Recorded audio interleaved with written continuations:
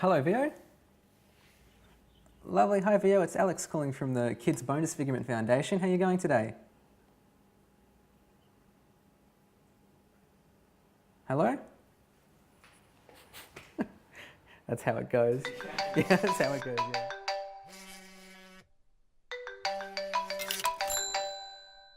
I'm the guy, I'm the one sitting at the desk calling you up, telling you about these amazing charities that, need your help. You wouldn't have donated to them without me. Can you get out of the shop? I heard someone use the term absolutely fantastic before. What does that mean? That's the best feeling you're ever gonna get. Absolutely fantastic is the first two words of the, I suppose, the close, thank the deal, you, like yes. the thank you, yeah. When you've got a monetary amount, you say, $20, that's absolutely fantastic. And then absolutely fantastic. Yeah, I mean, it seems... Absolutely. Thing is that, they made it very clear to us that we're not telemarketers because of the, the association. Stigma, yeah, the stigma with that. So we were tele fundraisers, not telemarketers. Even use of the word would sort of... get you in trouble, they didn't like it, did they? Slap on the wrist, yeah. Definitely. A little bit of that if you use the telemarketer words. It's a bit sort of like mining for gold. You sort of have richer dirt and then you have poorer dirt. So what we do is we start in the acquisition part of the business, which is like pure cold calling. The job of acquisition is to go through the poorer dirt and sort of refine it to get just the nuggets, and the nuggets get handed to Renewal, who tries to then learn from those nuggets. And that's where you call clients that have been with us for years, Margaret down the street. We give her a buzz, it's me, it's Alex, I'm chasing you for that $50. Margaret, of course, dear. We'd also ask for more money. So he'd get let's say $20, bring it over to this side, and we would slowly build a relationship and turn that 20 into continuous donations that would go $50, $80, higher even. After renewal, there is major gifts, which is, what is the monetary? Is it 500 and upwards regularly? Major gifts, yeah, sounds about thereabouts. Right, 500 upwards. So that's obviously an area where I suppose a more particularly trained team focus on higher amounts, and they have the big boys. Big boys. I was a big boy for a little bit. Towards the end of towards the end of it, I was calling them. The thing is though, you start off with scripts, and they're very, the thing is you have to stick to scripts. Remember in acquisition how much you had to stick to. Yeah, because there was a lot of legal stuff around that, so you had to stick to it. The wording was very, very carefully written. There was this old dude, and he was doing a call, and the guy on the other line had said no. And he's like, all right, just let me put it on hold. I just want to see something with my manager. And the manager's like, all right, go to this script. Just go to this script and try that script, and he should make a donation. He goes back and he goes, well, I just talked to my supervisor, and he told me to use the objection script on you. You never tell them that you're using a script. It's meant to be natural. It's meant to be a natural conversation. You're not meant to tell them that it's a script, or it ruins the entire... He didn't get a donation. He didn't get a donation. I sort of tried to focus as though I was sort of an actor, more or less. I feel like it's very an emotional delivery. You have to really sort of emphasize the moments that really are going to tug at dear Margaret's heartstrings. In a way, I guess we are kind of acting, because we can't be that emotional on every call, That would be crazy. To a point, we aren't being ourselves on every call. But at the end of the day, the goal is to get money for charities, and I feel like that isn't, there's no deception there. I think there's a statistic, I'm not quite sure the amount, I think it's something 33% needs to go to the actual cause for it to still count as a charity. So quite often, 33% will go to the cause, and the other 66 will go to administration costs. What are any administration costs?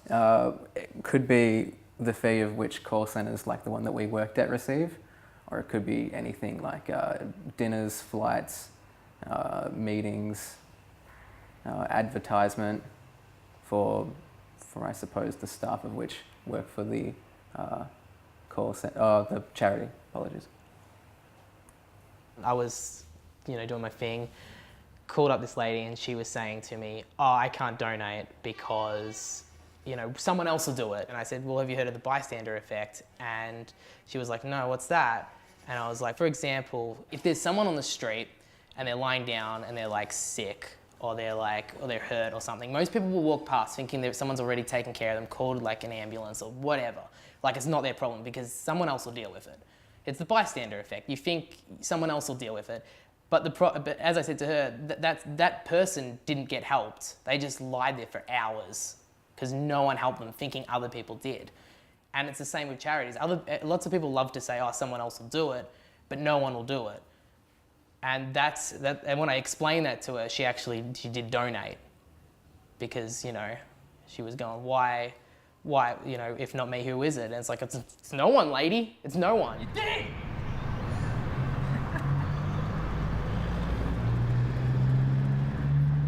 We were helping out charities, making a difference, and making money as well. So I mean, it's the two things. One hand, I'm this guy that's making, pretty good bank, like good money. But on the other hand, I'm also, doing good for the community as a whole, like the whole community. Like I'm that guy that's getting that kid on those disability swings.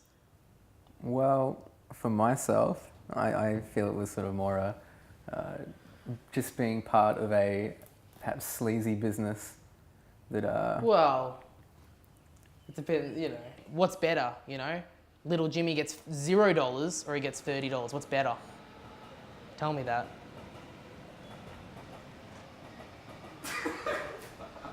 How do you deal with rejection? It's like when you're dating in the dating world, isn't it? You got to get used to it. That's probably one of the most necessary skills you really need to work in a call center, is to be able to handle the rejection. Definitely. Yeah. And then sort of jump into the next call immediately, because at the end of the day, that's pretty much what it is. Yeah. That's the thing. Rejection can make you feel like Ward. Like that's the thing.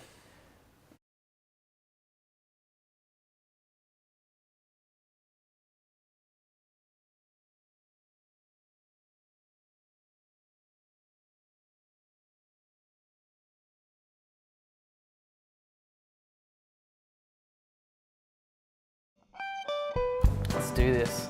Voicemail. Hang up. Another waste of time. Yeah. Voicemail. Right. They were just completely devastating. You hung up. Voicemail. You're not sure you'll have the funds.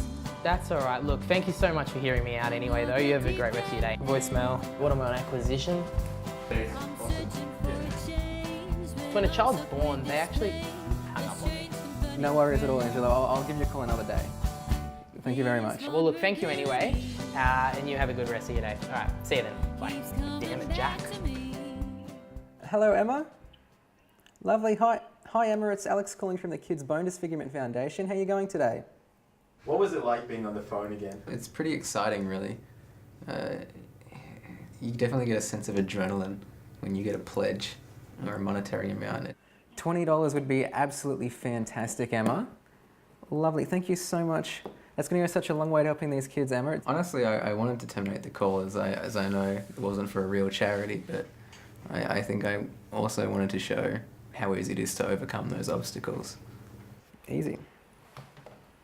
Easy money, easy life. How much? $20 on MasterCard. What you say? I think in some aspects, yeah, a lot of them I regretted, but at the end of the day, it was my job to get as many as possible. There was a lady who I talked to for quite some time, and I think she mentioned that she wouldn't have enough money for food. She was sort of struggling to make ends meet. I said, listen, don't worry about it this time around. There's a lot of support out there, and I hope to talk to you soon. And then I got in trouble for that, as the supervisor listened to the call and pulled me inside and said, why did you do that? That's not how we roll. There are parts in the script that are meant to acknowledge, parts of the close that are meant to acknowledge if you have a carer or if you're unable to make financial decisions of your own. Is there somebody else who can? And I think in my short time there, I probably heard it once, in situations where it probably should have been used once every couple of days. But I don't like the idea of the sort of selling guilt. Personally, I'm not a huge fan of it. Telefundraising in general. Oh, hi, is this Irma? Great, how are you going, Irma? That's so generous of you, Irma. Look, $50, that's absolutely fantastic. Awesome. Look, that'll go so far to helping these kids, and we really do appreciate it here. Thank you so much for that, Irma. What? Bam. Donation. That's how it's done. The scripts are written that even if they do say no and tell you that they don't have any money to spend, that you keep making them spend money anyway. Yeah, see, the thing is, though, a lot of people lie. A lot of people say they can't afford it, or they don't want to donate, but they can. They'll go, they'll go to the pub. They'll spend $20 on a few pints of poison, and then they can't spare $20 to help a kid in need. You could afford $20. I could. But, like, we might say to a charity person that, we can't afford it. Because it's an easy way it's a cop-out. It's almost like gambling, don't you think? Where where a casino's primary target is to have people that are susceptible to returning again and again to continue putting their money in. You're comparing helping poor children, women with cancer, actually sending to a good cause, comparing that to gambling, to go into a casino and spending money at a table that's going to go in the hands of some, fat-ass casino manager. These kids do need help. It's not wrong. Like, do you not think the charities are worth donating to? Because that's the only way that your argument holds ground. Why should people donate through that call instead of just donating to people in person? The reason we mainly need to exist is one of my bosses put it this way. Nobody is sitting around with a bowl of money waiting to just donate to charities. Or just has a bowl of money there that's charity money. No one has that. No one ever puts aside money for charity. I mean, they're probably, there's a very minute amount of people that do, but most people, the people we're calling, are not those people. They need that call. So, her name was Irma, and Irma was quite the broad. She gave me a chunky $50. Oh, credit card. It wasn't too hard, actually. I think I just, I think she heard me, and, it's hard not to fall in love with that voice of mine, so I guess it was pretty easy at the end of the day. What about you, Ward? Yeah, I had a sweet old lady as well who was sort of very welcoming to the call and didn't really voice any concerns until the end when the suggested amounts were read out. Even though that was fake, she still gave me 50 and him 20. I think the message came across pretty well either way, that a script that was thrown together in about 5 minutes still I worked. spent a little more than 5 minutes on it. 5.5 minutes. Oh, okay. It was a good script though. It got us donations. It did, It was a good script. and that's the Well point. written. Well Heart written. pulling. Heart tugging. but a fake script, and we got credit card information. Fake script, real emotions. What does getting a donation mean to you? It means to do something good for charities. I think it means to do good for the business representing the charities. It's just, what are you gonna? I don't know. What does that mean? I feel like we're good people, but we swindle a lot of pension money. I'll tell you that much. This is ridiculous. I've lost myself again. Another deep dead end. I'm searching for a change, but I'm stuck with this pain. A strange comforting friend. This vulnerability.